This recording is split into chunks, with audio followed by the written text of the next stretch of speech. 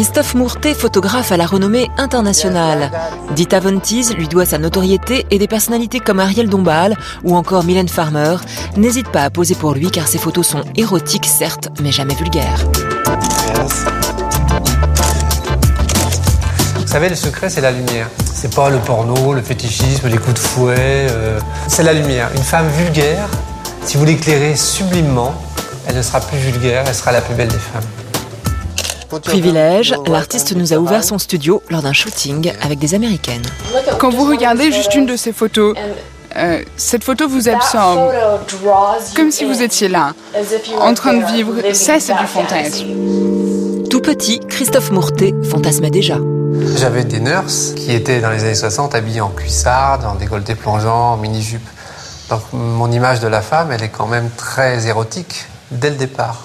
Et je raconte aussi l'histoire de la voiture de ma nurse, de ma première nurse, qui avait une Isetta. Alors l'Isetta, c'est une petite voiture, c'est une BMW qui s'ouvre par l'avant. Et quand une voiture s'ouvre par l'avant, forcément, on entrevoit les jambes de la conductrice. Donc j'ai des images comme ça de mon enfance qui m'ont permis d'accéder à un érotisme très rapidement. Comme Jean-Paul Gaultier ou Chantal Thomas, Christophe Mourtet appartient à la génération Palace, haut lieu des nuits parisiennes de la fin des années 70, bien loin de son cocon familial. Je suis d'une famille pas cul-pincée, mais avec des valeurs de bourgeois quand même. Et c'est vrai que j'ai connu la période du Palace en 78.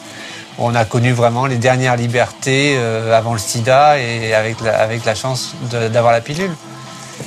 Donc on a eu 4 à 5 années entre 78 et 83 qui étaient des périodes érotiques très très fortes. Donc tout ça a fait qu'en tant qu'artiste, on a eu un art qui a été modifié par ces années de liberté.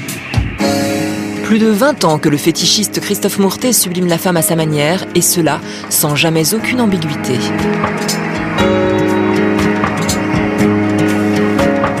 J'ai pas le profil du poste du tout.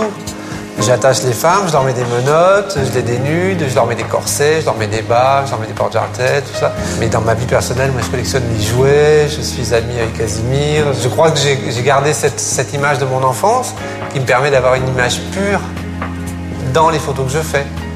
Ce qui fait que les femmes que je viens photographier ne seront jamais agressées sexuellement, elles seront toujours sur un piédestal.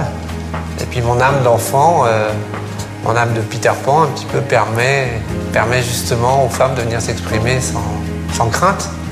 Que craindre d'un enfant artiste? Pas rien.